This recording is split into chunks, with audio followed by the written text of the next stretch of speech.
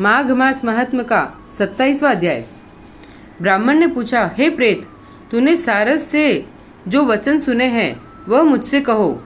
प्रेत बोला, हे विप्रवर, इसी खंड के समीप गुहिका नामक एक नदी है। यह नदी पहाड़ी के समीप है। उसमें से अथाह निर्मल जल रहने के कारण बड़ी बड़ी लहरें उठती हैं। उनके किनारे हाथियों के झुंड विचरण किया करते हैं। दोनों ओर के किनारों पर अनेकों जामुन के पेड़ लगे हुए हैं। मैं एक समय घूमता हुआ उस नदी के तट पर थक कर विश्राम करने की इच्छा से एक वृक्ष के नीचे बैठ गया। तभी आहार की खोज कर आ रहा सारस का एक जोड़ा वहां आ पहुंचा।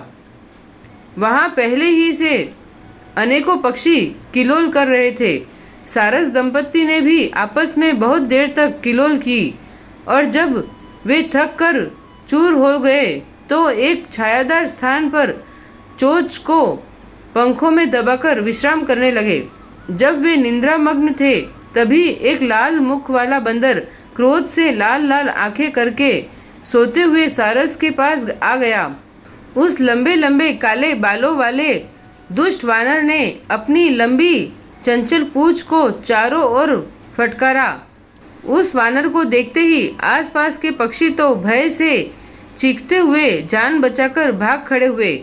सारसी ने जब वानर को देखा तो वह सारस को जगाने के लिए वहां से दूर दूर भागकर शोर करने लगी। तब तक मौका पाकर उस वानर ने सारस के पैर मजबूती से पकड़ लिए थे। चीख सुनकर सारस की जब नींद खुली तो उसने देखा कि वह दुष्ट वानर उसे मार डालने के लिए खड़ा था। तब उस सारस ने बहुत ही मधुर वाणी से उस वानर से कहा, हे वानर, तुम मुझ निरपराध को क्यों मार डालने को उतारू हो? राजा भी अपराधी को ही दंड देता है। सत्य पुरुष कभी हम जैसे अहिंसक जीवों को नहीं सताते, वह दया ही करते हैं। हम जल परछाई को ही खाते हैं, पर स्त्री के साथ भोग भी नहीं करते, सदैव वन में ही रहते हैं। इसलिए हे श्रेष्ठ वानर, तुमको मुझे मारना उचित नहीं है। मैं निरपराध हूँ, इसलिए मुझे छोड़ दो। मैं तुम्हारे पूर्व जन्म के वृत्तांत से परिचित हूँ। उस वानर ने सारस के वचन सुनकर उसे छोड़ते हुए कहा, हे सारस, मैं वन में भ्रमण करने वाला वानर हूँ।